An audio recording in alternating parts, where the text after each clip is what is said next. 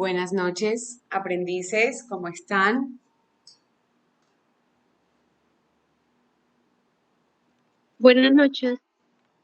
Bueno, vamos a dar inicio a la sesión del día de hoy. Apenas hay 6 conectados. Esperemos que se vayan conectando en el transcurso de esta sesión, pero no quisiera que pues los que están conectados y llegaron puntual les tocara esperar más tiempo, ¿cierto?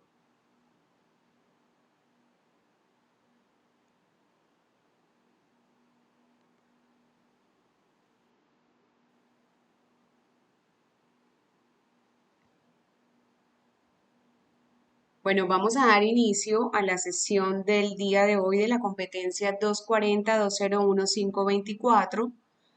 Ustedes recuerdan que en la sesión anterior, eh, ¿qué tema vimos en la sesión anterior? A ver si recuerdan.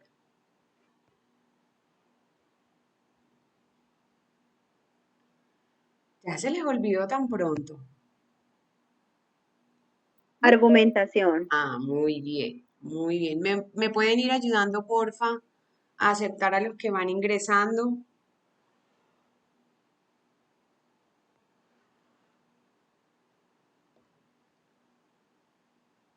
Bueno, estoy muy emocionada de estar aquí con ustedes. Antes de entrar en la ficha del día, quiero que recordemos lo que vimos en la sesión pasada, que fue, como lo dijo nuestra querida aprendiz Janet, ¿cierto? Sobre la argumentación. Ya sabemos que la argumentación es un aspecto clave en la comunicación efectiva y en el desarrollo del pensamiento crítico. ¿Alguien me quiere decir qué es la argumentación? Quiero saber que les quedan las cosas claras, que no les quedan dudas, que esta sesión les queda para la vida. Entonces, ¿quién se anima a decirme qué es la argumentación?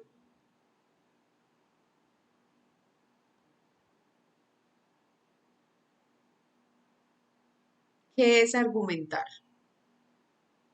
Ay, ya se nos olvidó, me voy a poner muy triste. Profe, es como justificar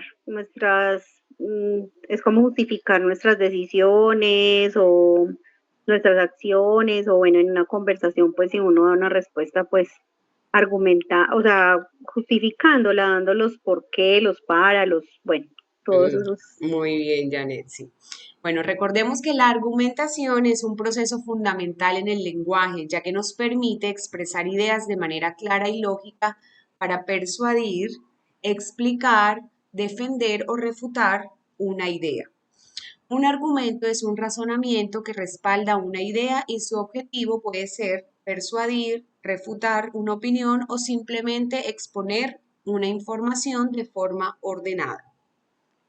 Recordemos que para argumentar bien en cualquier contexto es importante que pensar antes de hablar, asegurarnos de que el mensaje sea claro y elegir el momento adecuado para expresarlo. También recordamos el ejemplo que vimos, ¿cierto? De la empleada que entró abruptamente a la oficina del jefe. Ya sabemos que para una buena comunicación debemos escoger el momento adecuado, el tono adecuado. La comunicación no es solo hablar, sino transmitir un mensaje de manera efectiva. Un mensaje es un conjunto de palabras, señales o símbolos que comunican algo. En el lenguaje, el uso adecuado del mensaje es fundamental para garantizar que el receptor comprenda la información sin malos entendidos. Por eso es clave analizar el momento y el contexto. También vimos la importancia de la observación y de las preguntas. ¿Sí recuerdan? ¿Sí se acuerdan? La observación y la formulación de preguntas son esenciales en el desarrollo del pensamiento y el lenguaje. Observar con atención nos ayuda a comprender mejor lo que sucede a nuestro alrededor. Interpretar, ¿cierto? De manera objetiva lo que está sucediendo. En este sentido, hacer preguntas También nos permite profundizar en un tema, aclarar dudas y mejorar nuestra capacidad de, ¿qué? De análisis. Para una buena observación en el lenguaje y la comunicación, es importante saber qué vamos a observar, el tono, las palabras y la intención del mensaje. Determinar cómo vamos a registrar la información y seleccionar los aspectos más importantes para analizarlos.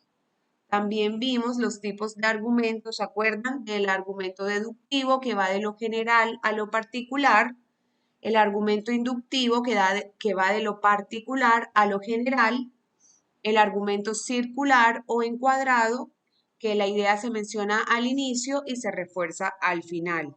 El argumento paralelo, que presenta varias ideas o ejemplos que refuerzan una misma conclusión.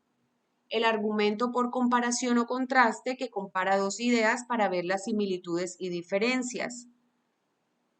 Entonces, la idea era tener estas cosas claras y fresquitas para poder dar continuación al tema, ¿cierto? ¿Qué vamos a ver el día de hoy? La relación entre el pensamiento y el lenguaje, que es muy importante que lo veamos. Me regalan un momentico, ya les voy a compartir la pantallita.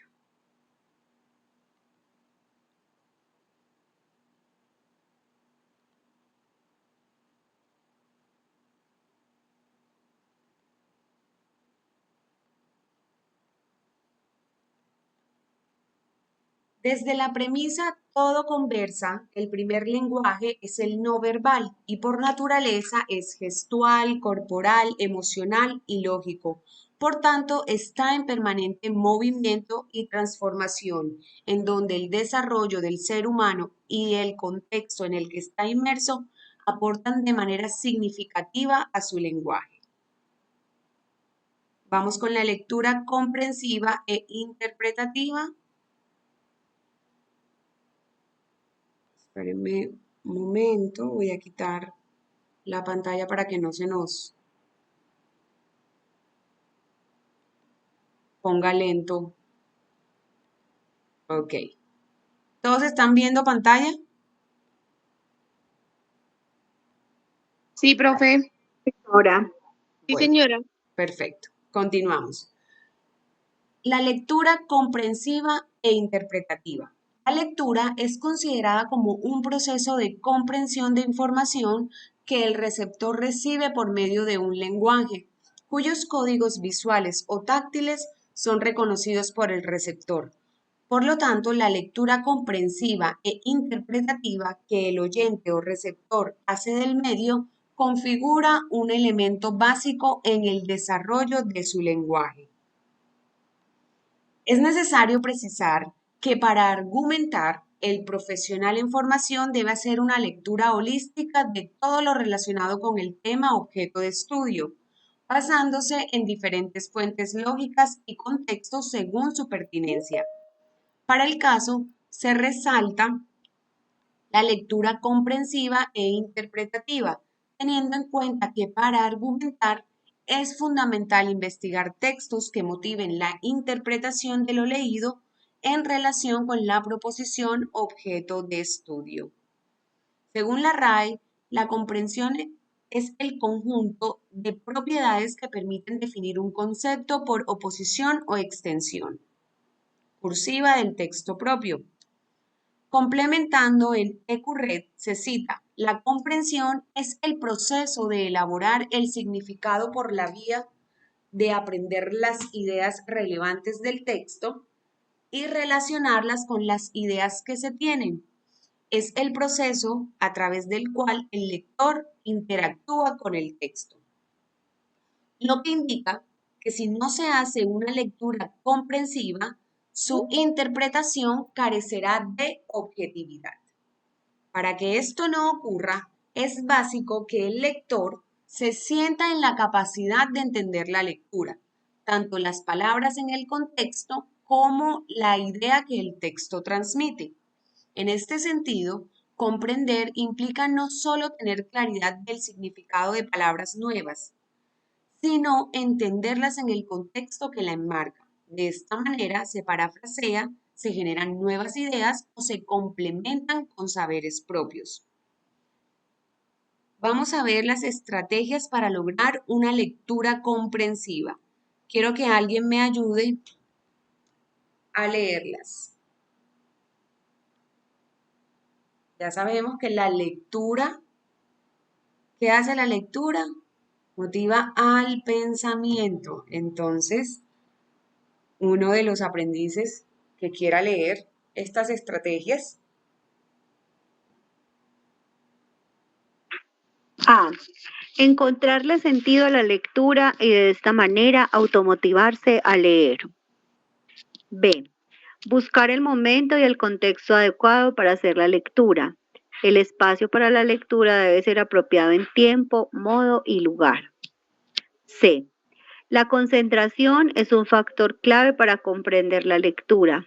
Por eso, es necesario tomar hábitos de ejercicios de concentración como jugar ajedrez, colorear mandalas o hacer figuras de origami, entre otras estrategias para potenciar la concentración y el nivel de análisis.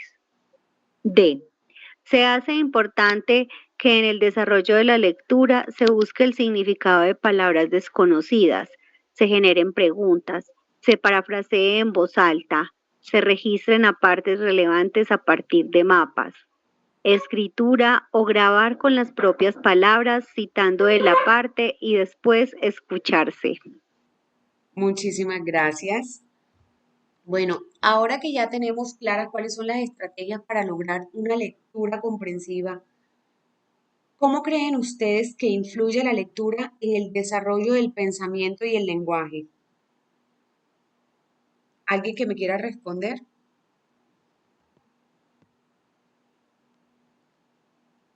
Ay, hoy vinieron muy callados. Profe, pues yo creo que es muy importante porque pues uno tiene primero que pensar, pues antes de lo que uno va a decir, pues para sí, como le dijera yo, pues para no equivocarse, ¿no? Y saber decir las cosas sin necesidad ni de ofender ni de herir la otra persona. Muy bien. ¿Alguien más quiere aportar?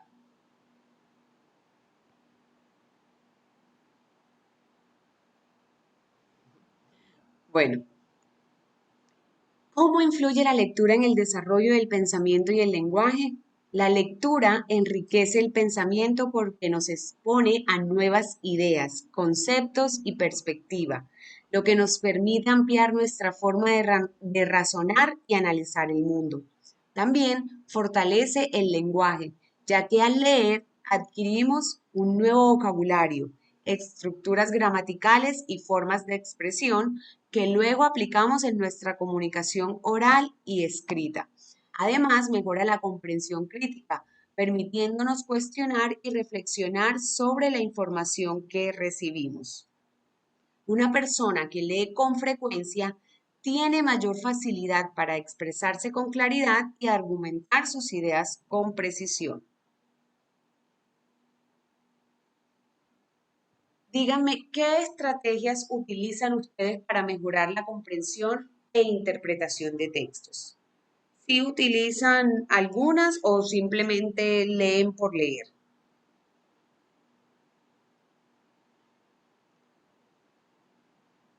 Profe, buenas noches. Buenas noches. Por lo menos yo en mi caso, pues leo en voz alta, pues para mí se me facilita un poco más la comprensión de lo que estoy leyendo y pues también Muy bien, busco como un espacio en el que pueda concentrarme, donde no se me genere como o tanto bullicio, como la televisión o los animalitos, cosas así.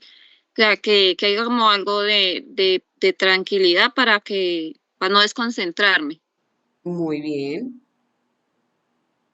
Gracias por tu participación. ¿Alguien más quiere decir qué estrategias utiliza para mejorar la comprensión e interpretación de textos?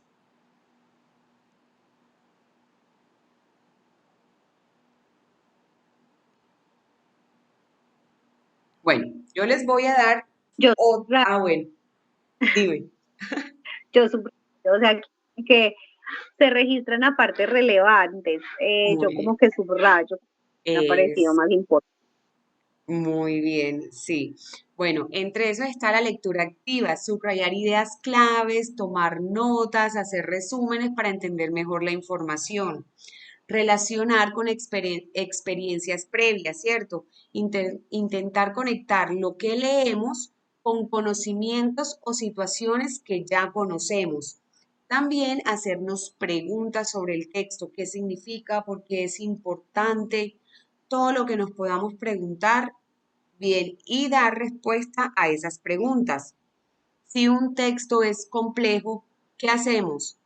Ah, no, listo, no lo entendí y ya. No, lo leemos varias veces, intercambio ideas con amigos, familiares, compañeros de trabajo, ¿cierto? Para obtener diferentes interpretaciones, porque yo puedo obtener, pues yo puedo pensar algo, yo lo puedo decir, pero mi forma de interpretar es diferente a la tuya. Entonces hacemos un intercambio y eso enriquece muchísimo. ¿Ya? Cuando encontramos, si estamos leyendo y vemos palabras desconocidas, también buscar el significado, buscarle los sinónimos. Eso cree uno que lo hace en el colegio nada más, pero no, eso ahora en el contexto laboral y en la vida diaria nos sirve mucho. ¿Creen que la comunicación no verbal es tan importante como la verbal?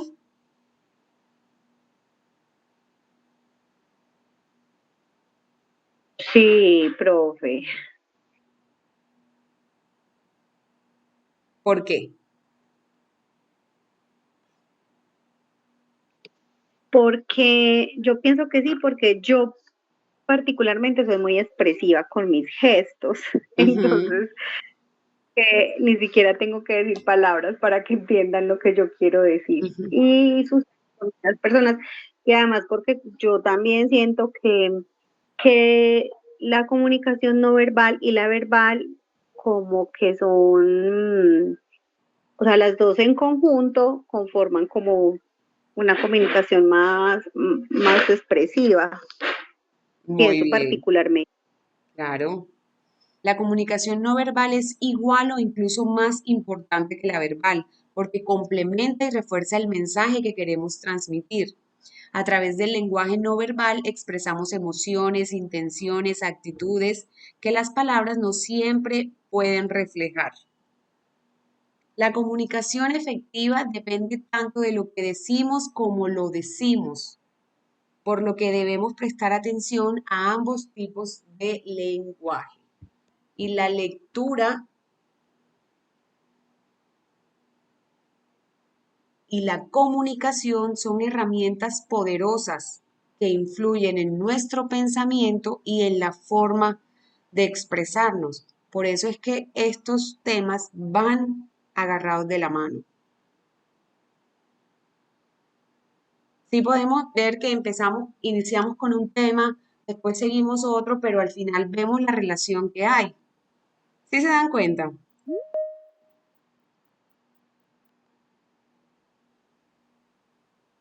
¿Qué le pasará a Angie que se conecta y se desconecta? ¿Será que tiene malo el internet? Bueno, vamos a continuar. Logros de la lectura comprensiva. La lectura comprensiva nos permite interpretar una situación o teoría en los contextos en que interactúa la persona. Esta interpretación será objetiva, clara y con dominio desde la construcción de conocimiento.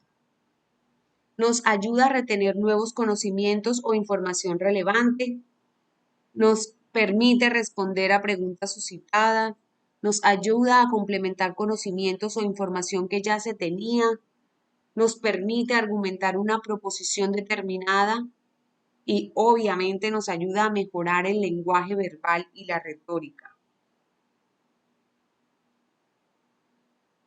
Vamos a ver estos ejercicios que nos van a ayudar a potenciar la concentración y la memoria. Me dicen si se escucha, ¿ok? Google Workspace lo hace simple. Comparte tu agenda y deja que tus clientes reserven un espacio contigo en... ¿Por qué a veces te resulta tan complicado concentrarte? ¿Se escucha?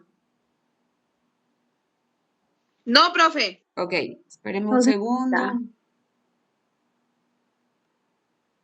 Listo, ahora sí. Imagina poder sentarte. ¿Por qué a veces te resulta tan complicado concentrarte? Imagina poder sentarte frente a los apuntes que tienes que memorizar y ser capaz de ignorar todas las distracciones dedicando tu completa atención al material. ¿Cuánto mejoraría esto tu comprensión? ¿Y cuánto mejoraría el tiempo que tardas en memorizar el material para tu examen? Concentrarse es necesario a la hora de realizar cualquier tarea porque repercute directamente en los resultados que vas a obtener. Por eso no importa si estudias 2, 4 u 8 horas al día.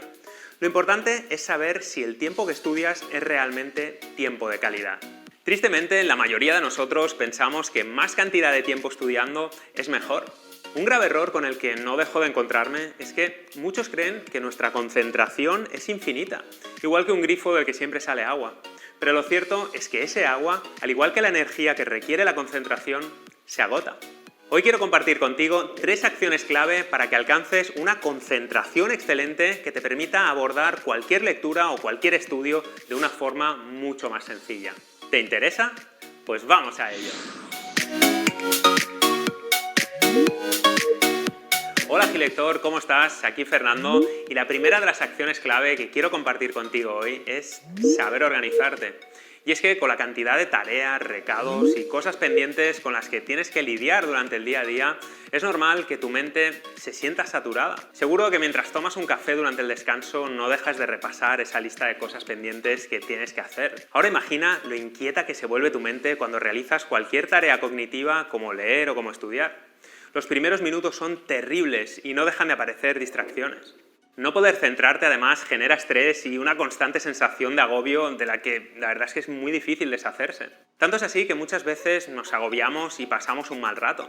Por eso, estudiar es una tarea que nos suele parecer tremendamente tediosa. Saber administrar tu tiempo no es solo una cuestión de productividad, es una forma muy clara y específica de decirle a tu cerebro: «Hey, que ahora toca desconectar de todo lo demás y centrarte solo en esto». Así que recuerda, la hora de estudiar no es hora ni de mirar Facebook, ni Instagram, ni mandar emails, ni repasar los deberes, ni hacer la colada. La próxima vez que tengas que leer o que estudiar, organiza tu agenda y reserva varias horas libres en las que no tengas que preocuparte de absolutamente nada más. Mi consejo es que, si puedes, te reserves un par de horas por la mañana, con descansos breves, y una hora por la tarde para rematar la jornada. Bueno, pues ahora que ya sabes cuándo vas a leer o estudiar y cómo organizarte previamente, tu cerebro sabrá ajustar tus objetivos y con la práctica lograrás que ese estado de concentración aparezca con más facilidad. ¿Pero por qué quedarte ahí? Puedes fomentar ese estado de lucidez haciendo algo muy sencillo y muy útil, y se trata de la segunda clave que te propongo hoy: preparar el material y fijar tus objetivos. Para ello te recomiendo que te hagas las siguientes preguntas. ¿Tengo claro qué quiero leer? ¿Tengo claro qué necesito memorizar? ¿Cuánto material quiero cubrir en la próxima hora? ¿Necesito tomar notas? Si no sabes cómo preparar el material, aquí te comparto 3 pasos muy sencillos. Primero, haz una lectura general y rápida de lo que vas a estudiar. No hace falta que sea una lectura muy profunda, ni que tomes notas, ni que subrayes. Es una primera toma de contacto para así formarte la idea general en tu cabeza. Después, haz un resumen. Divide la estructura, anota lo que es más importante y toma notas generales. Y ya por último, realiza un mapa mental del temario. Cuando tengas claras todas las ideas, realizar un mapa mental te ayudará enormemente a memorizarlo de forma realmente fácil. Esto no tienes por qué hacerlo en la primera sesión, sino que puedes abordarlo en 2 rondas. Pero créeme, para cuando tengas el tema diseccionado en porciones pequeñas será mucho más fácil concentrarte y memorizarlo, porque tu cerebro ya sabe que no tiene que lidiar con todo el material, sino con pequeñas porciones. Sentarte frente a un libro o frente a la pantalla con una idea clara de lo que pretendes conseguir es increíblemente poderoso. Haz la prueba. Antes de empezar a estudiar, reflexiona durante unos segundos teniendo claros tus objetivos y verás lo mucho que tu mente decide ayudarte. Si tienes la posibilidad de anotar tus objetivos en un papel o en un post-it y tenerlo a la vista, hazlo. Este pequeño recordatorio hará que cada vez que levantes la vista recuerdes tu porqué. Y si apuntas las preguntas clave que necesitas, te será todavía más sencillo concentrarte en busca de la respuesta adecuada. Mi consejo es que debajo de tu objetivo apuntes en letras bien grandes qué recompensa vas a regalarte si lo consigues. Esto motivará mucho a tu cerebro a esforzarse al máximo para conseguir su recompensa. Ahora vamos con el tercer ejercicio para potenciar tu concentración y tu memoria, que se basa en la acción de continuar. Para entenderlo bien, déjame hacerte una pregunta muy sencilla. Cuando estás en el cine viendo una película o en tu casa con tu familia, ¿paras la película cada vez que no entiendes algo o cada vez que te pierdes algún detalle? La respuesta es claramente que no, ¿verdad? Aunque la primera vez que veas la peli no logres entenderlo todo, normalmente eres capaz de seguir la trama sin perderte. Y sorprendentemente lo haces sin perder la concentración durante varias horas. ¿Verdad que suele ser así? Bien, pues es muy importante que apliques esta misma regla a la hora de estudiar. Cuando entres en un capítulo nuevo o empieces un tema diferente, procura leerlo hasta el final sin repasar los párrafos anteriores. Porque estos parones para repasar lo que hacen es dejar espacio para que tu mente se distraiga y pierda la concentración. Tu mente es capaz de recoger muchos más datos de los que imaginas, de verdad. Por lo tanto, sigue leyendo y sigue anotando aunque creas que estás perdiendo el hilo, y cuando termines, entonces sí, tómate un merecido descanso. Durante una segunda lectura, preferiblemente que sea al día siguiente, verás que eres capaz de retener más información e incluso de cubrir la lectura de forma mucho más rápida, ya que estarás familiarizado con el material. Mi consejo aquí es que te organices bien el material para estar concentrado durante unos 30 o 40 minutos y que después tomes un descanso de 10 a 15 minutos. Y también es recomendable que no estudies más de 2 horas seguidas. La concentración es una habilidad necesaria a la que se presta muy poca atención hoy en día y está muy unida a la memoria. Hay muchos factores que influyen en la concentración: el ruido, el entorno, la luminosidad, la fatiga.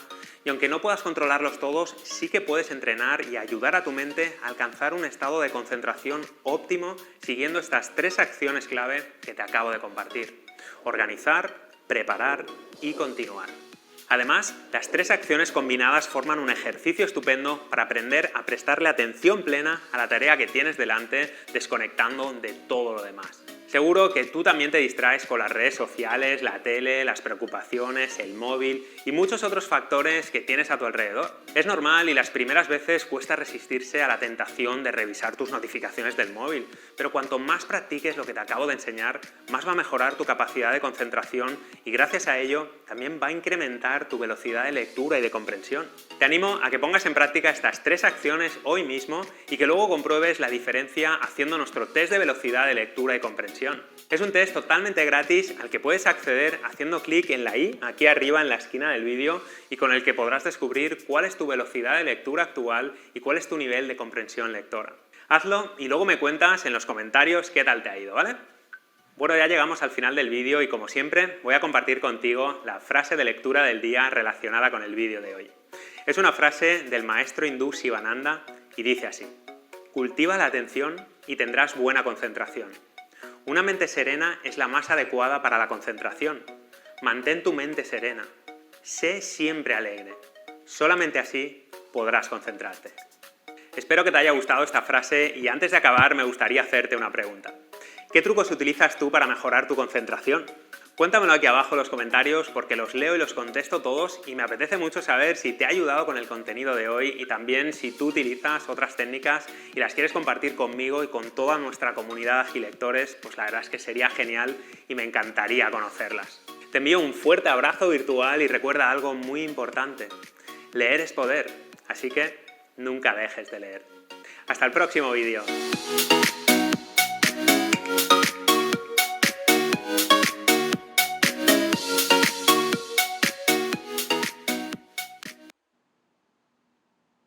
Ok. Can someone introduce a better way to learn English?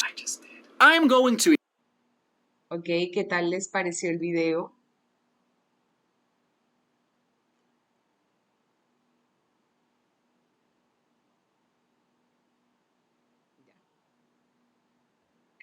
La preparación y la fijación de objetivos son fundamentales para un estudio efectivo. Muchas veces creemos que estudiar más tiempo nos garantiza mejores resultados, pero en realidad la clave está en la calidad del estudio, no en la cantidad de horas dedicada, como nos decían en el video. Para optimizar el aprendizaje es esencial tener claridad en lo que queremos lograr. hacernos preguntas como ¿qué quiero aprender? ¿Cuánto material debo cubrir? Esto nos ayudará a organizar mejor nuestro tiempo y los recursos. Un método eficaz es seguir los 3 pasos que nos dijeron en el video. Lectura rápida y general para familiarizarnos con el contenido, realizar un resumen con las ideas principales y las notas relevantes y elaborar un mapa mental para estructurar la información y facilitar su memorización. Además, mantener objetivos visibles y establecer pequeñas recompensas refuerzan la motivación y mejoran la concentración. Si logramos fragmentar el material en secciones manejables, nuestra mente trabajará de manera más eficiente, evitando el agotamiento y maximizando la retención de información. Para lograr una concentración óptima y mejorar nuestro aprendizaje, es fundamental aplicar 3 acciones claves. ¿Sí recuerdan cuáles son? Las 3 acciones claves que dijeron en el video. Organizar, preparar y continuar. Organizar. Antes de comenzar a estudiar debemos estructurar nuestro tiempo y espacio. Es importante eliminar distracciones y asignar periodos específicos para el estudio, asegurándonos de que nuestro entorno sea adecuado. Preparar. Definir claramente nuestros objetivos. Esto nos va a ayudar a enfocarnos en lo esencial. Para eso, podemos hacernos preguntas como ¿qué quiero aprender hoy? ¿Qué conceptos necesito reforzar? Además, aplicar estrategias como la lectura rápida, la toma de notas y la creación de mapas mentales. Esto va a facilitar mucho la comprensión. Y continuar. La clave del aprendizaje es la constancia. No basta con estudiar una vez, es necesario repasar, reforzar conocimientos y aplicar lo aprendido en diferentes contextos. Si logramos integrar estas 3 acciones en nuestra rutina de estudio, podremos mejorar nuestra concentración, evitar el agotamiento y hacer que nuestro aprendizaje sea más eficiente y significativo. ¿Qué podemos hacer para mejorar nuestra concentración? ¿Quién quiere participar?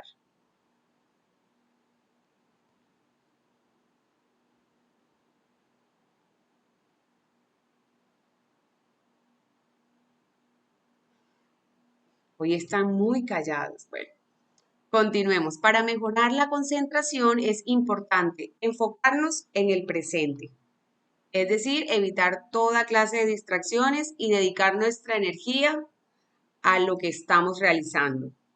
Hacer pausas estratégicas, tomar pequeños descansos entre sesiones. Esto nos va a ayudar a mantener la mente fresca y enfocada. Practicar técnicas de atención, dormir y alimentarnos bien. Si cultivamos la atención, nuestra concentración mejorará naturalmente y con ello nuestra capacidad para aprender, comprender y retener información. Así que, ¿qué estamos haciendo nosotros para fortalecer esta atención? Vamos a poner en práctica todas estas estrategias que nos dan para que mejoremos la concentración tanto dentro de las sesiones en línea como por fuera y en el contexto laboral. Así que vamos a hacerlo, chicos. Vamos a continuar. Si les quedó claro el tema del video.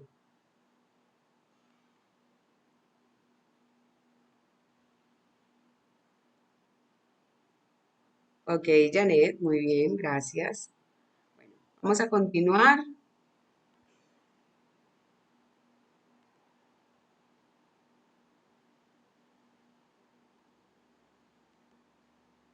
Ok.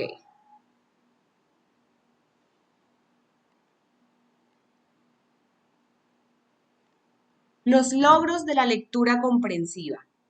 La lectura nos permite interpretar una situación o teoría, ¿cierto? Retener nuevos conocimientos, responder a preguntas, complementar conocimientos, argumentar una proposición determinada y mejorar el lenguaje verbal y retórica.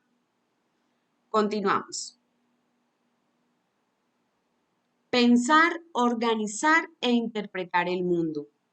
Para Uriarte, el pensamiento es la actividad que lleva a cabo todo ser humano a través de la utilización y el desarrollo cognitivo de la mente.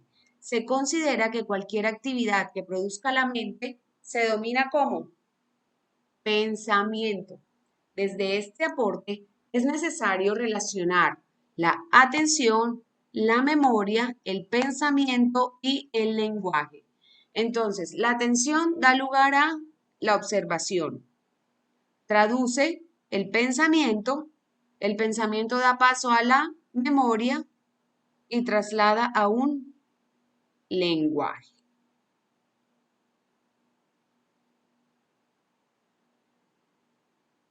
¿Sí vemos la importancia de relacionar la atención, memoria, pensamiento y lenguaje?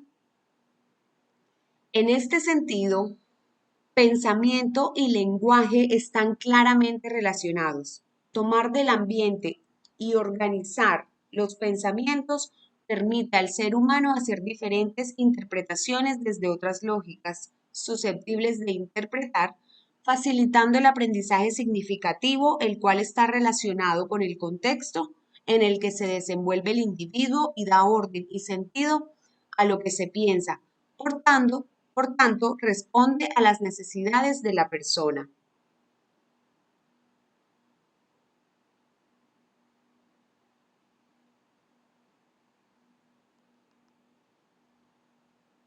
El aprendizaje significativo se puede lograr por imitación, la cual se estimula escuchando e imitando. Reforzamiento implica repetir frases o palabras que se espera queden en la memoria. Procesamiento del lenguaje, que se recibe del medio y se construye su propia gramática. Finalizando, para el desarrollo del pensamiento y el lenguaje, la fonética y la semántica son elementos significativos para llegar a un pensamiento lingüístico. El pensamiento es la forma en que nuestra mente procesa la información y nos ayuda a entender el mundo. Para que funcione bien, necesitamos atención, memoria y lenguaje. ¿Qué nos permite la atención? Concentrarnos y observar lo que sucede a nuestro alrededor. El pensamiento nos ayuda a entender y dar sentido a toda la información que recibimos. La memoria guarda la información para que podamos recordarla cuando la necesitemos. Y el lenguaje nos permite expresar lo que pensamos y comunicarnos con los demás. Cuando organizamos bien nuestras ideas y relacionamos lo que aprendemos con nuestro entorno, podemos entender mejor las cosas y comunicarnos de manera más clara. Esto nos ayuda a aprender de manera más efectiva y a responder mejor a los desafíos del día a día. Ahora vamos a ver este video.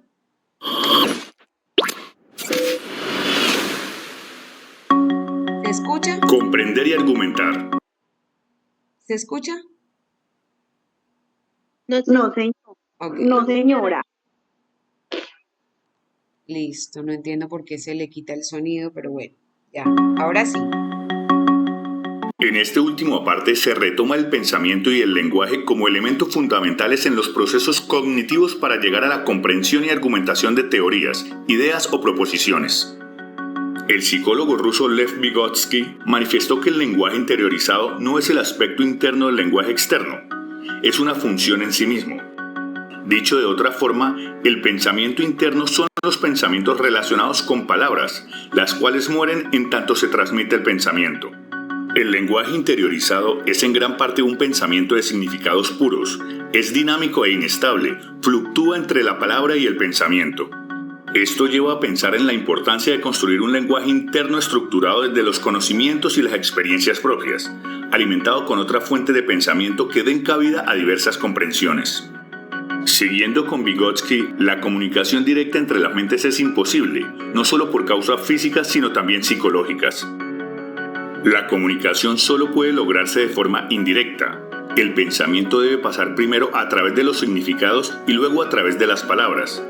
lo que motiva a reafirmar que para argumentar se debe comprender e interiorizar, de tal forma que la palabra sea contundente, clara, precisa y objetiva.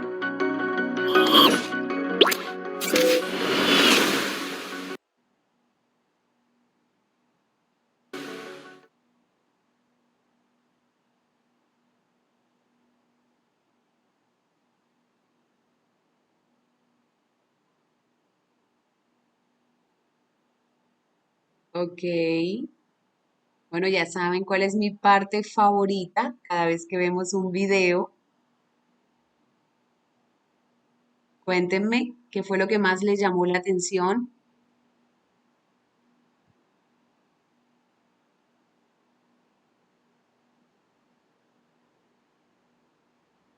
Que al final él nos dio como la razón de la argumentación, que para argumentar se debe comprender e interiorizar.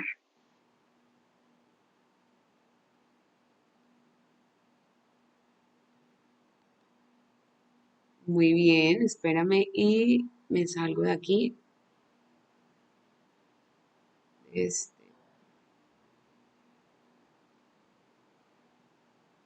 ¿Por qué el pensamiento y el lenguaje son fundamentales en los procesos de comprensión y argumentación?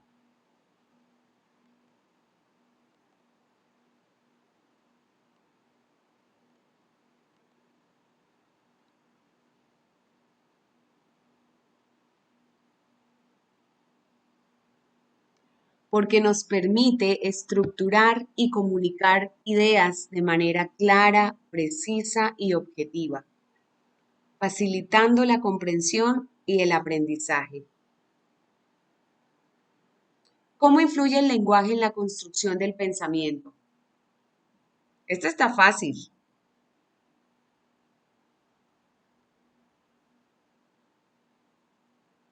Pues según lo que entendí en el es como ya exteriorizar o poderlo transmitir la idea o el Muy pensamiento bien. que uno tiene. Exactamente. El lenguaje nos ayuda a dar forma a nuestras ideas, estructurarlas y comunicarlas de manera efectiva.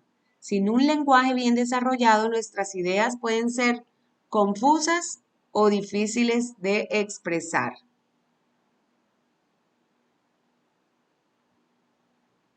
¿Qué se necesita para argumentar de manera efectiva? Lo dijiste ahora.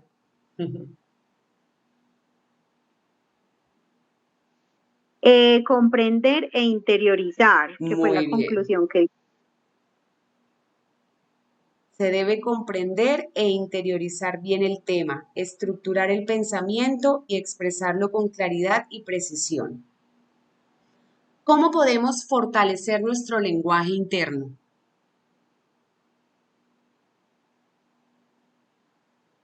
A través de la lectura, el análisis crítico, la reflexión y la práctica de la comunicación oral y escrita.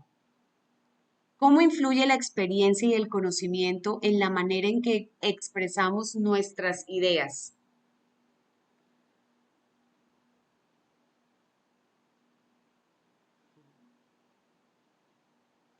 Cuanto más mucho. conocimiento, sí, dale. Entre más experiencias uno tenga y más conocimientos uno adquiera, pues va a tener más ideas y pues más argumentos y mejor Muy bien, vocabulario. Bueno, correcto. Me encanta que le hayas prestado atención al video. Esa es la idea de estos recursos. No verlos o ponerlos solo porque sí, sino interpretarlos y poder argumentarlos como estamos haciendo en este momento. Retroalimentarlo también.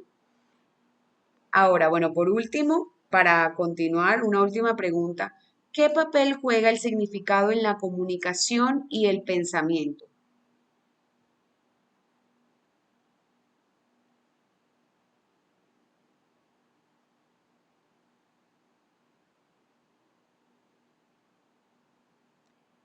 Bueno, esa la respondo yo, ¿ok? El significado es clave porque antes de expresar una idea, debemos asegurarnos de que la entendemos bien. Las palabras por sí solas no tienen sentido si no están respaldadas por una comprensión clara.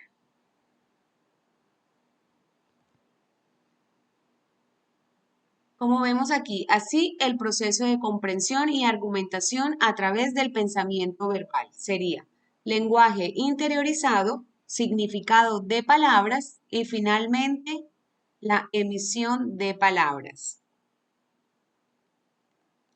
Las características de un pensador se parafrasean, toda vez que desde el pensamiento se comprende y se argumenta.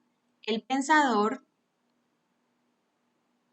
alguien que me ayude, tiene una mirada autocrítica. ¿Quién continúa?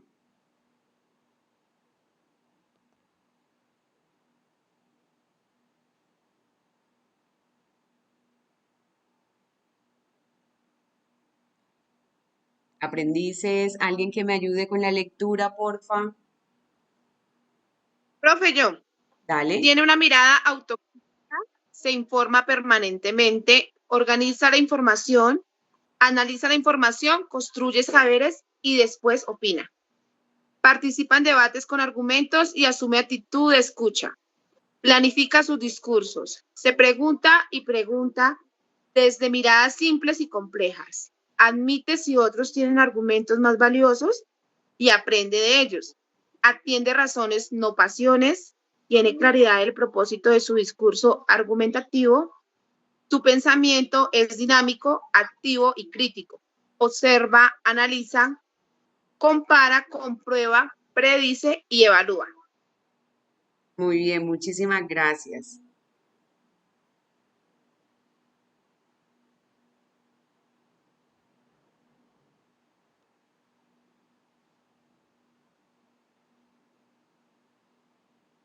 Bueno, damos terminado este tema, ¿cierto? La idea era abordar la relación entre el pensamiento y el lenguaje como elementos claves en los procesos cognitivos para la comprensión y la argumentación.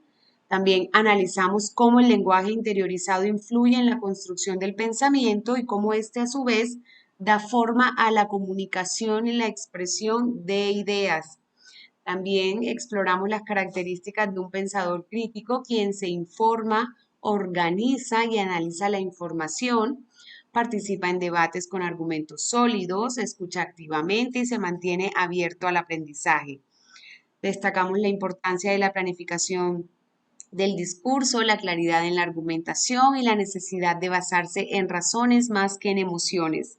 Finalmente, reforzamos la importancia de la lectura comprensiva y la organización de ideas para mejorar la capacidad de argumentar de manera efectiva. Bueno, con esta concluimos esta parte de la argumentación, ¿ok? Todas estas herramientas prácticas para fortalecer nuestras habilidades comunicativas y el pensamiento crítico. ¿Quedó todo claro hasta aquí?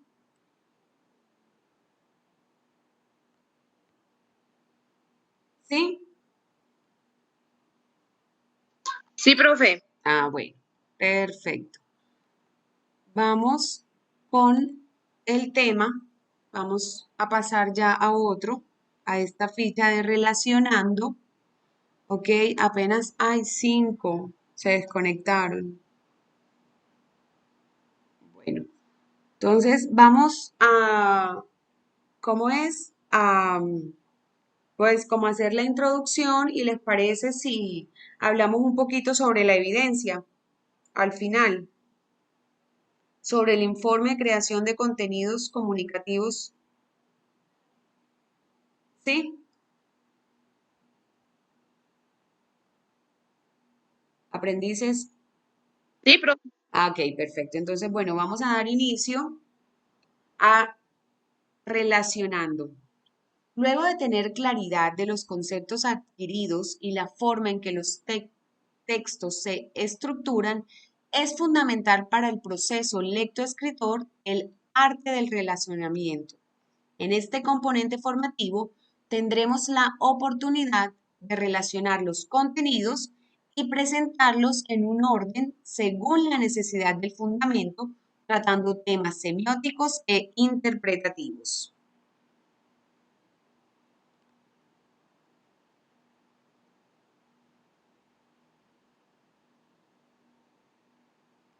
Semiótica y semiología. Para el desarrollo de este componente es necesario comprender el significado de semiótica, que según el diccionario filosófico es la disciplina que se ocupa del estudio comparativo de los sistemas de signos, desde los sistemas de señalización más sencillos hasta los lenguajes naturales y los lenguajes formalizados de la ciencia. Vamos a ver este video.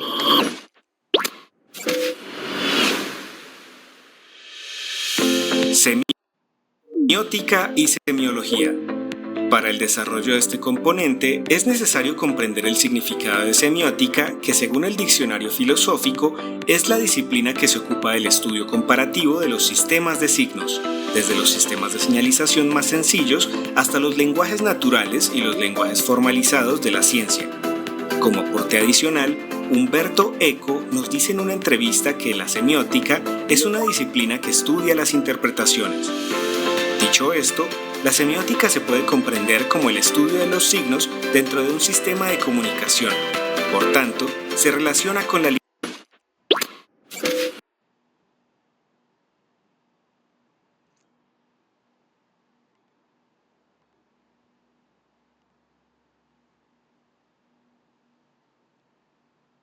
Ay, se nos acabó la primera sesión.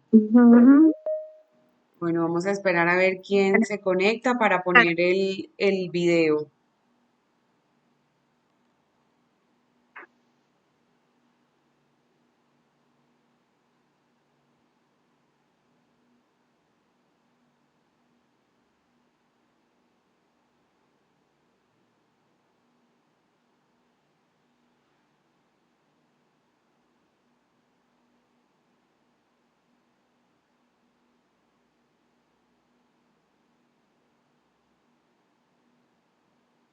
Bueno, esperemos. Esperamos un momentito y si no, bueno, ustedes lo ven. Ah, bueno, mira, apareció Robinson. Jeje.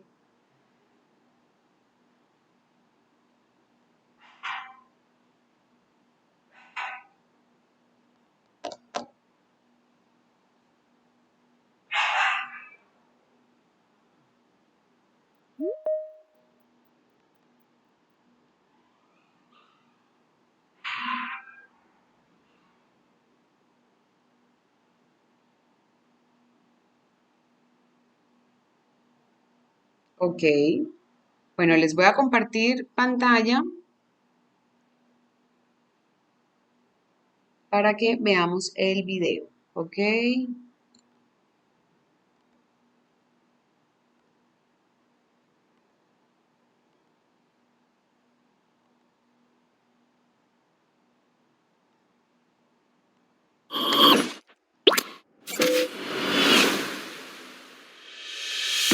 Semiótica y semiología. Para el desarrollo de este componente es necesario comprender el significado de semiótica, que según el diccionario filosófico es la disciplina que se ocupa del estudio comparativo de los sistemas de signos, desde los sistemas de señalización más sencillos hasta los lenguajes naturales y los lenguajes formalizados de la ciencia. Como aporte adicional, Umberto Eco nos dice en una entrevista que la semiótica es una disciplina que estudia las interpretaciones. Dicho esto, la semiótica se puede comprender como el estudio de los signos dentro de un sistema de comunicación. Por tanto, se relaciona con la lingüística. La semiótica se divide en tres disciplinas de estudio. La semántica, que estudia el significado de los signos. La sintáctica, que estudia la relación entre los signos. Y la pragmática, que estudia la forma en que son interpretados los signos. Por otra parte, según Ferdinand de Saussure, quien es reconocido como el padre de la lingüística, define la semiología como la ciencia que estudia la vida de los signos en el seno de una sociedad. A su vez, definió el signo como una diada íntimamente relacionada. El significado es el concepto y el significante es la representación del signo o huella psíquica del signo. Es así como, por ejemplo, un signo puede ser una bandera como la de Colombia, que es una representación de 3 colores en forma horizontal y unos porcentajes de tamaño del amarillo, el azul y el rojo. Esto sería el significado, un espacio de 3 colores en orden descendiente, amarillo, azul y rojo. Mientras que el significante es todo lo que conlleva consigo esa representación cromática. Por ejemplo, ¿qué significa el amarillo? ¿Y por qué es más grande? Ese es el significante, lo que se ve más allá del color y pasa con casi todos los sistemas de signos, símbolos y señales en nuestro ecosistema sensorial.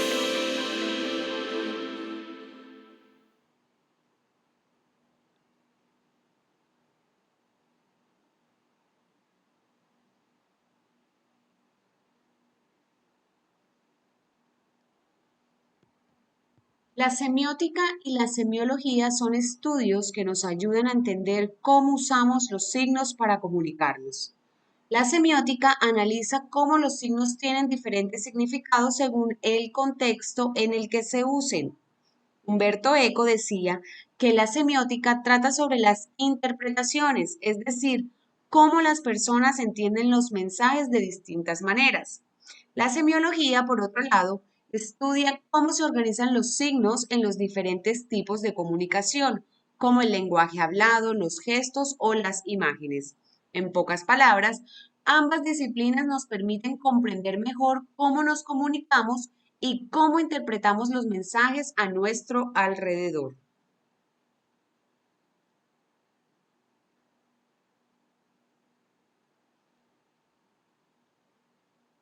La semiótica se relaciona con la lingüística y se divide en 3 áreas: semántica, sintáctica y pragmática.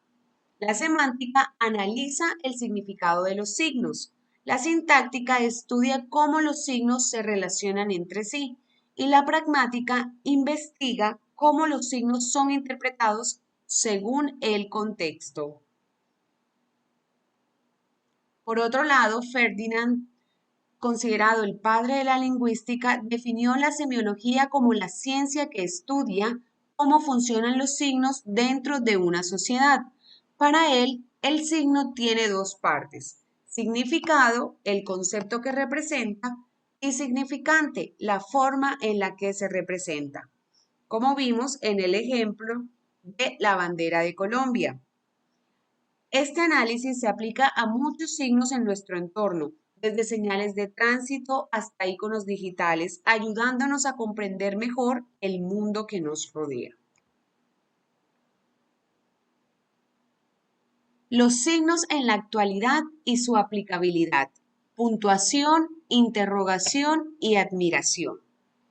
En articulación total con este curso, es fundamental recordar la importancia y aplicabilidad de los signos ortográficos, que para la Real Academia de la Lengua son todas aquellas marcas gráficas que, no siendo números ni letras, aparecen en los textos escritos con el fin de contribuir a su correcta lectura e interpretación. Cada uno de ellos tiene una función propia y unos usos establecidos por convención. En este sentido, un texto escrito con los signos ortográficos utilizados de manera precisa conllevan a la interpretación adecuada, lo que influye de manera directa y significativa no solo en la escritura, sino también en la lectura.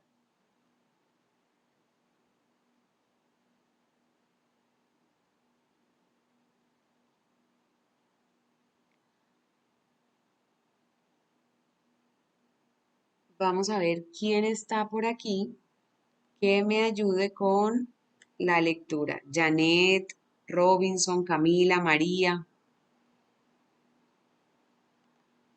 Con los signos de puntuación.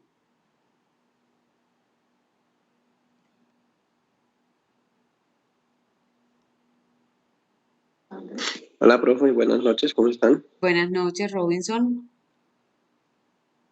Gracias. Bueno, vamos a leer un poquitico los signos de puntuación. Son funciones, Sus funciones son. Es que mi celular me tiene muy como distorsionado. Vamos a ver. Sus funciones son marcar las pausas y la entonación con la que deben. No, No está muy alcanzas a ver distorsionado, bien. profe. Tengo que. Ah, ok, dale, no. Sí. Bueno, lo que importa es la intención. ¿Alguien que le quiera ayudar a Robinson? Profe, yo leo. Dale. Signos de puntuación. Sus funciones son marcar las pausas y la entonación con que deben leerse los enunciados. Organizar el discurso y sus diferentes elementos para facilitar su comprensión. Evitar posibles ambigüedades en textos que sin su empleo podrían tener interpretaciones diferentes y señalar el carácter especial de determinados fragmentos de texto. Citas, incisos, intervenciones de distintos interlocutores en un diálogo, etc. La RAE refiere como signos de puntuación los siguientes: coma, comillas, corchete, 2 puntos, interrogación y exclamación, paréntesis, puntos, puntos suspensivos, punto y coma y raya.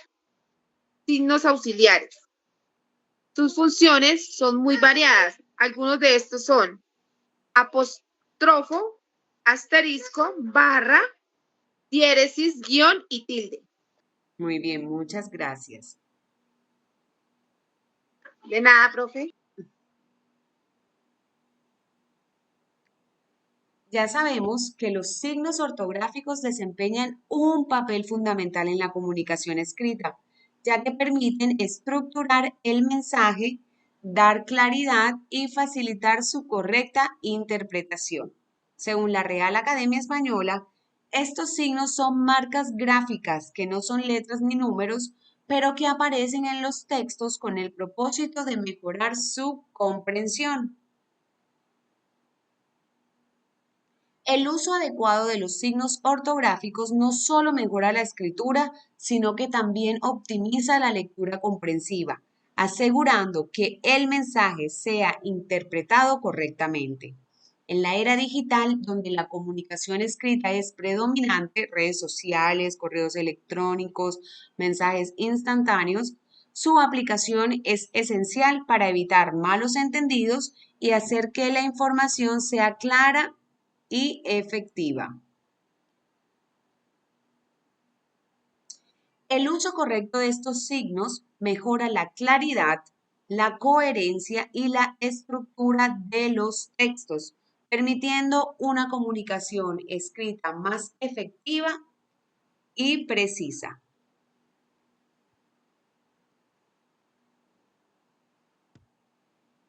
El punto se utiliza para terminar una oración que no sea interrogativa, de admiración o exclamación.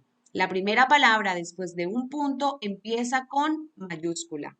El punto se utiliza en 3 momentos de un escrito. Punto seguido separa 2 frases que se complementan en un mismo párrafo, es decir, hablan del mismo tema. El punto aparte representa el párrafo que ha terminado. El texto sigue con el inicio de un nuevo párrafo y el punto final, como lo menciona, indica el final del escrito. La coma es uno de los signos de puntuación más utilizados a fin de dar sentido a una oración, a la vez que se separan elementos o apreciaciones y permite dar pausas en milésimas de segundo al momento de leer, como se evidencia en la siguiente frase. La coma cambia totalmente el sentido a la frase. ¿Quieres salir a caminar? No debo caminar. La oración es una negación ante la invitación a caminar. No, debo caminar. La oración refiere que la persona va a caminar. ¿Sí ven la importancia de la coma? Utilización de la coma. Separa elementos, personas o animales de una oración. aclara o explica una apreciación, separa el nombre del sujeto del que se escribe, se utiliza después de un conector, es decir, por ejemplo, dicho lo anterior. Presten mucha atención porque yo sé que al momento del informe, porque ya he revisado algunas evidencias anteriores y cree uno que no, pero siempre hay fallitas en los signos de puntuación y en la ortografía. Entonces vamos a prestar mucha atención. Ok, continuamos con el punto y coma. Cuando se lee, se hace una pausa mayor que la de la coma. Se utiliza cuando la oración es larga y ya se ha utilizado la coma. Ejemplo, salimos de formación el domingo a las 6 de la tarde. Tomamos un taxi que nos acercará a la estación de Transmilenio, pero la estación estaba cerrada. En inglés, caballo se escribe horse. En francés, caballo. En alemán, Puffer, no sé francés, no sé alemán, pero bueno. Y en portugués, horseman, que parece inglés, pero bueno. Se usa el punto y coma cuando los elementos de una oración son de diferentes clases. ¿Sí ven que estamos separando? No se está hablando de lo mismo.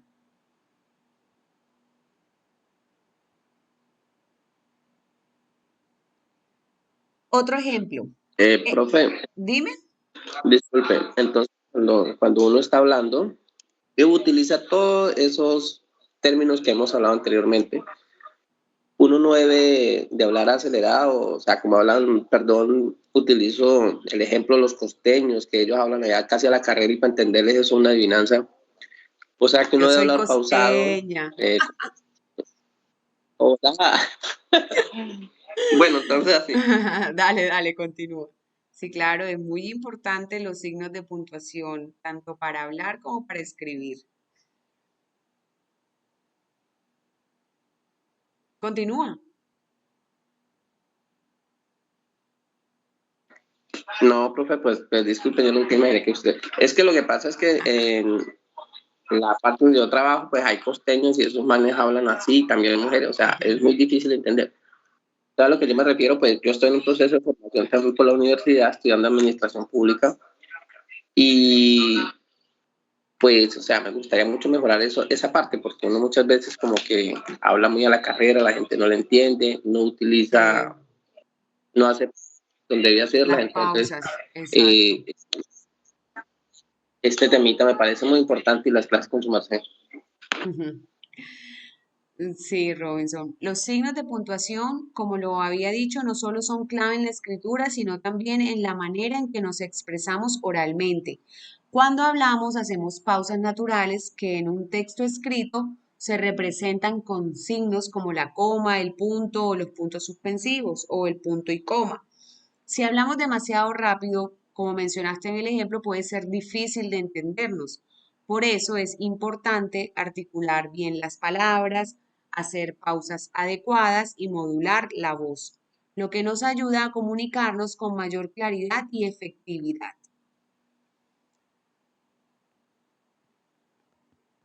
Así como en la escritura usamos signos de puntuación para estructurar mejor las ideas, en el habla debemos aplicar pausas y entonaciones correctas para que nuestro mensaje sea entendido sin confusiones. Bueno, voy a terminar el ejemplo. En el SENA, Distrito Capital, hay gran cantidad de programas de formación en diversas áreas de conocimiento donde los aprendices estudian producción, algunos, química, otros, seguridad y salud en el trabajo, muchos, enfermería, otros, finanzas, entre otros.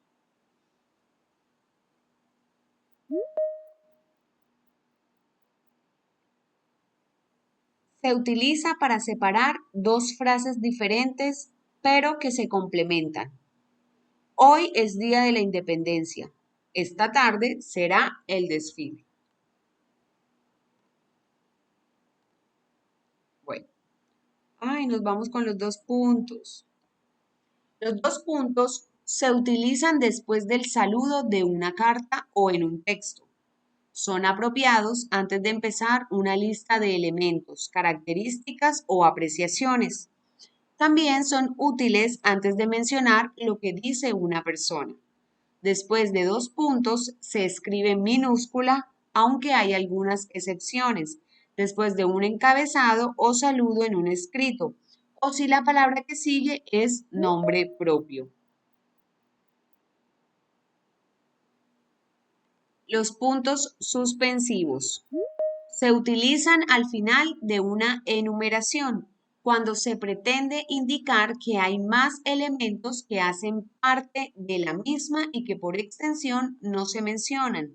Podría decirse que en este caso sustituye la palabra etcétera.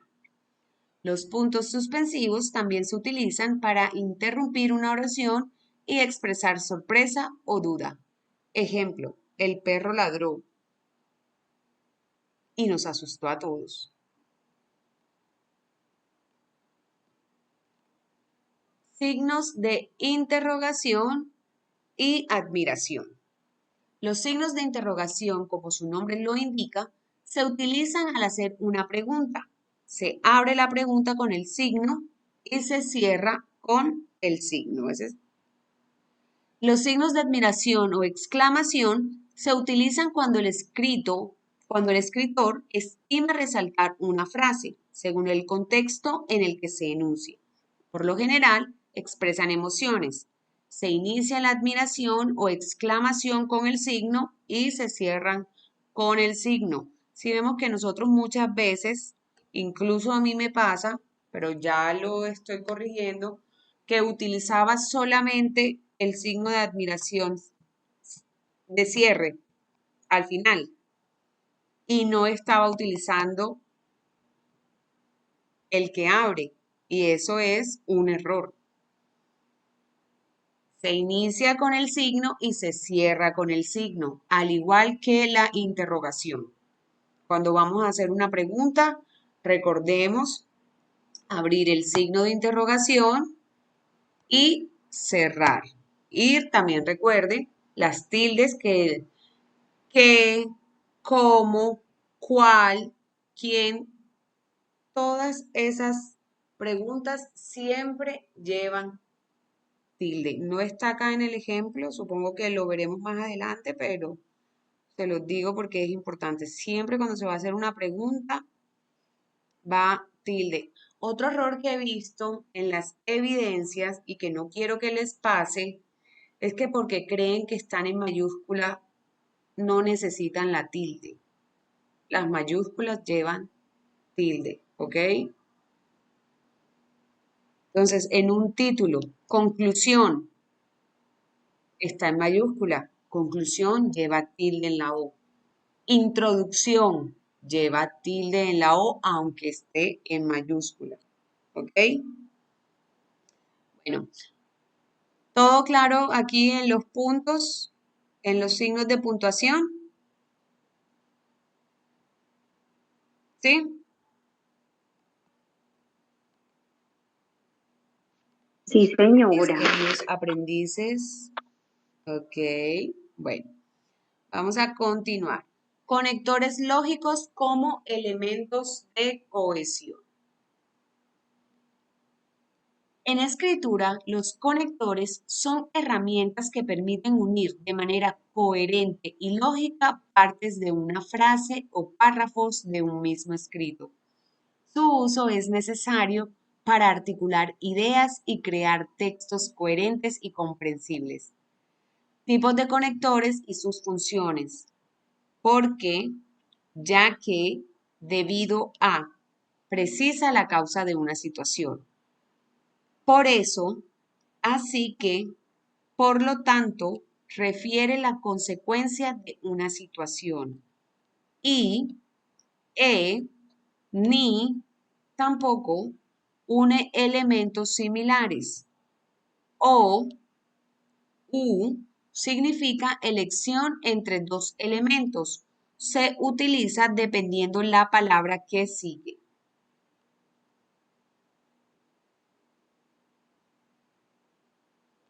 Diagramas, mapas, gráficos, esquemas y flujogramas. La diversidad de herramientas para la organización de información es amplia.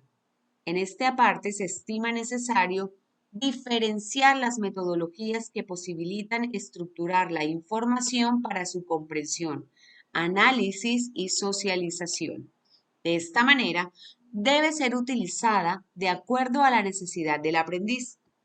Este tipo de herramientas se pueden elaborar utilizando programas tecnológicos que se adecúan a la expectativa y utilidad que se estime o de manera análoga, manual. A continuación, describimos los más utilizados para este uso. Se hace salvedad que la referencia de algunos de estos conceptos son parafraseados.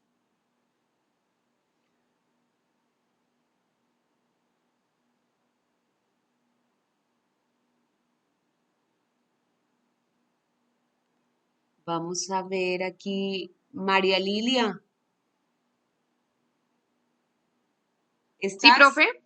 Ok, ¿me ayudas con la lectura, porfa? Ahora. Del diagrama, mapas cognitivos, gráficos y esquema. Listo, profe, ya. Diagrama. Según Pearson, Según Pearson, los diagramas son representaciones esquemáticas que relacionan palabras o frases dentro de un proceso informático. Esto induce al estudiante a organizar esta información, no solo un documento, sino también mentalmente al identificar las ideas principales y subordinadas según orden lógico. Mapas cognitivos. Siguiendo a Pearson, los mapas cognitivos son organizadores gráficos avanzados que permiten la representación de una serie de ideas con conceptos y temas con un significado y sus relaciones, enmarcando todo ello en un esquema o diagrama. Gráficos. Teniendo en cuenta nuestro estudio en este componente, se retoma el concepto de gráfico según la RAE, la Real Academia Española. Representación de datos numéricos por medio de una o varias líneas que hacen visible la relación que estos datos guardan entre sí. Esquema. Es un término amplio que se utiliza en proceso de enseñanza en los que los estudiantes utilizan de manera abierta y combina elementos de mapas y diagramas para relacionar conceptos y resaltar de esas ideas principales a partir de cuadros, conectores, círculos o corchetes. Ay, perdón, profe. Ay, tranquila. Flujograma. Se puede entender como una forma de presentación que gráficamente de una secuencia o evidencia en proceso. En esta representación se puede hacer uso de símbolos para facilitar el entendimiento y el análisis de la información que se recomienda organizar. A manera de datos, se usa por lo general para mostrar oportunidades de mejora o resúmenes de información de una forma más cómoda de revisar y leer. Listo, profe. Dale, muchísimas gracias. Bueno, vamos a entrar un poquito con estas definiciones, un pequeño ejemplo. Damos paso a la evidencia y ya los dejo para que se vayan a descansar. ¿Ok? Entonces, bueno, un diagrama es la representación visual de información mediante figuras, flechas o líneas para mostrar relaciones entre conceptos. ¿Ya tenemos claro qué es el diagrama? Un diagrama de flujo para explicar los pasos de un proceso. Ese es un ejemplo. El mapa cognitivo es la representación gráfica del conocimiento que muestra cómo se relacionan ideas y conceptos en la mente. Un mapa cognitivo sobre los animales donde se conectan las categorías como mamíferos, anfibios y reptiles. ¿Ok? El gráfico es la representación visual de datos o información numérica en forma de barras, líneas o sectores. Un gráfico de barras para comparar la cantidad de estudiantes que prefieren diferentes materias, matemáticas, historia, ciencias, comunicación. Esquema es el resumen estructurado que organiza ideas principales y secundarias de un tema. Un ejemplo es un esquema sobre el cuerpo humano con ramas para el sistema digestivo, circulatorio y respiratorio. Y en el flujograma es un diagrama que representa un proceso mediante símbolos y flechas que indican el flujo de las acciones. Se usa para visualizar pasos de forma clara y ordenada. Cada paso se representa con figuras como óvalos, inicio, fin, rectángulos, acciones, entre otros. Bueno, nos quedaron claros los conceptos de diagramas, mapas, gráficos, esquemas y flujogramas. Eso lo manejan ustedes bastante, ¿cierto?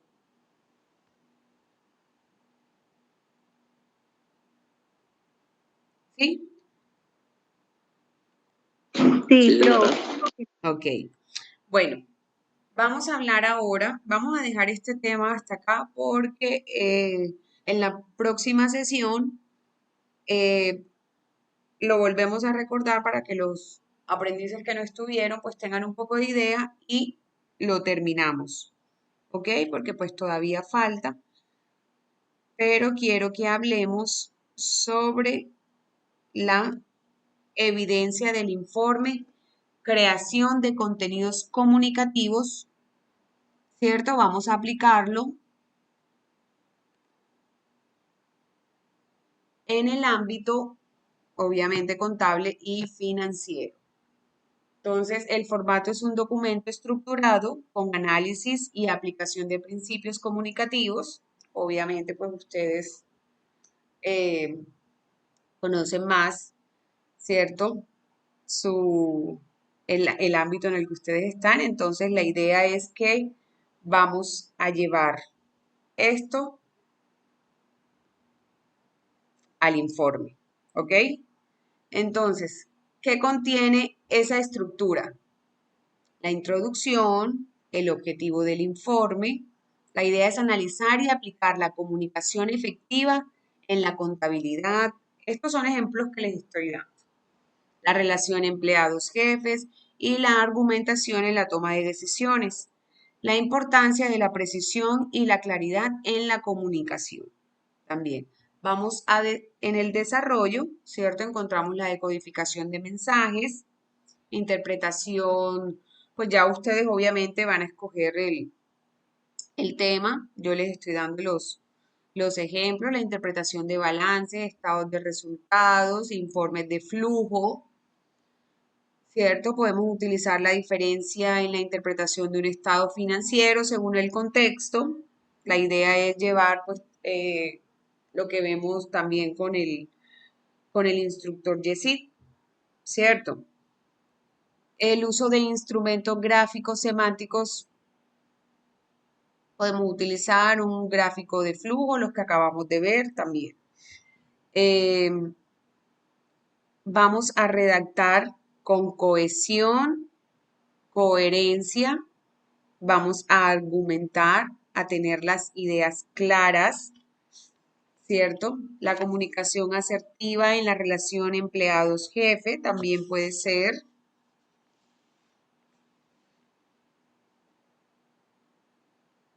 Pensamiento y lenguaje en la argumentación, cómo transformar un análisis en una explicación comprensible para la toma de decisiones.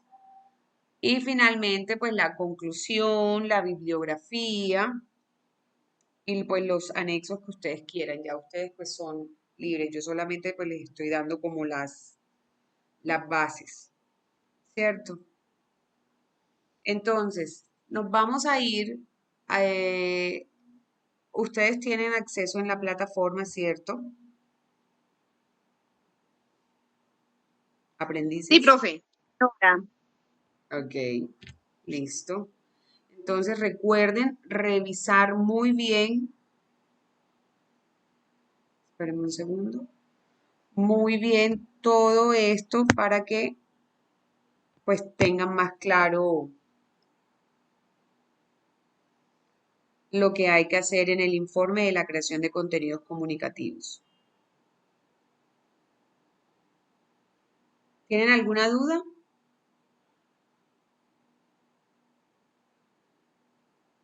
No, profe. el tema es libre, profe, el tema pues es libre pero Sí, relacionado es con nuestra... creación, sí, creación de contenidos comunicativos, obviamente en el ámbito de ustedes, que es el ámbito contable y financiero. Podemos utilizar la relación empleados-jefes o decisiones financieras, como les estaba diciendo. También por lo menos los balances, no sé, ustedes pues tienen más, ¿cómo es? Pues más claridad de los temas de contabilidad, pero la idea es que todo lo que estamos viendo acá lo apliquemos ahí y veamos esa relación.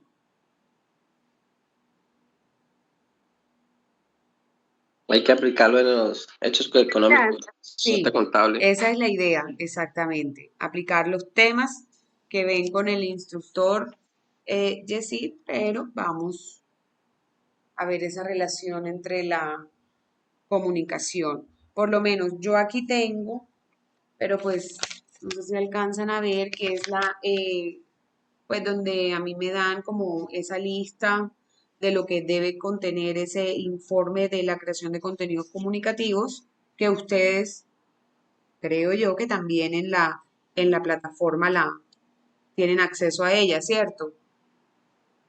A lo de la En la guía, evidencia. Sí.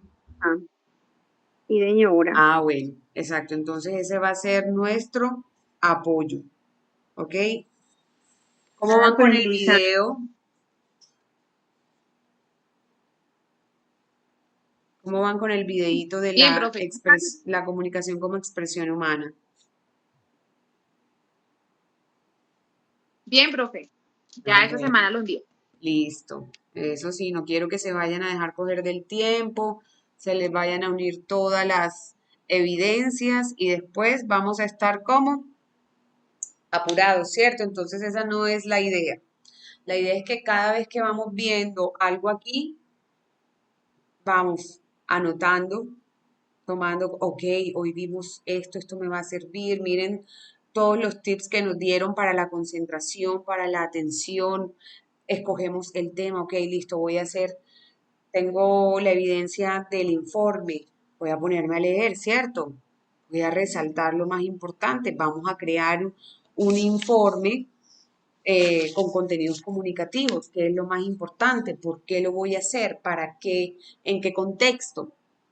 La idea es todo lo que vemos aquí, llevarlo y plasmarlo a las evidencias. ¿Ok, mis queridos aprendices? Profe, una preguntita, más o menos de cuántas hojas o de cuántas páginas es ese informe. Eso sí no recuerdo si lo leí en la guía de aprendizaje. Creo que son dos, tres páginas, porque de todas formas lleva Bueno, la introducción, la conclusión y la bibliografía, ¿ok? Podemos guiarnos, hay que buscar la normatividad vigente. A veces creemos que la bibliografía es solamente poner, por lo menos si tomamos obviamente información de una fuente, no es que vamos a copiar el enlace y ya. No, hay que citar el autor, ¿cierto? Ok, listo, está en esta página, poner el enlace, pero ¿quién es el autor de este documento? En orden, vamos a fijarnos en esas, son pequeños detalles, pero que al final son importantes.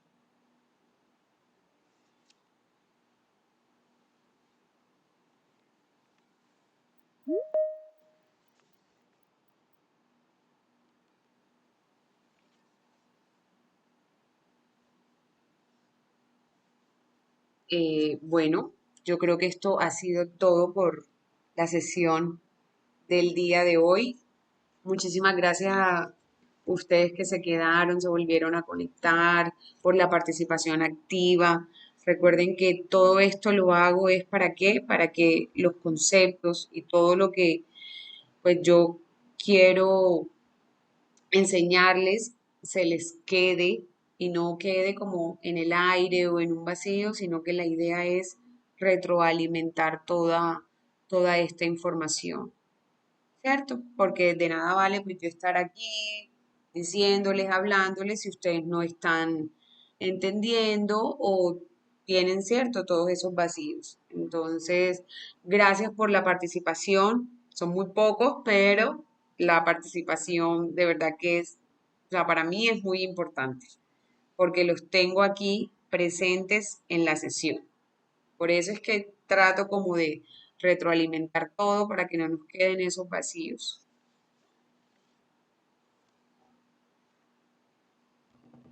Bueno, No, profe, gracias a usted. Pito. bueno, que tengan una feliz noche. Ya ustedes saben, me pueden escribir cualquier duda que tengan. Si ya iniciaron en la elaboración del video, del informe de la creación de contenidos, con mucho gusto les puedo pues ayudar, ¿ok? Si tienen ejemplos, si tienen ideas, ya saben, por el privado de la plataforma, me mandan un mensaje o pues de pronto en el grupo también, si tienen dudas sobre algo, ya saben, ¿ok? Mis queridos. Ujú. Gracias, profe. Muchas Bueno, que tengan una feliz noche y nos vemos en una próxima sesión para que terminemos el tema de la semántica y la semiología, que todavía no lo hemos terminado. ¿Ok? Gracias, profe. Bueno, el Feliz día de noche. mañana les subo la sesión de hoy. Feliz noche. Chao. Chao, profe. Gracias.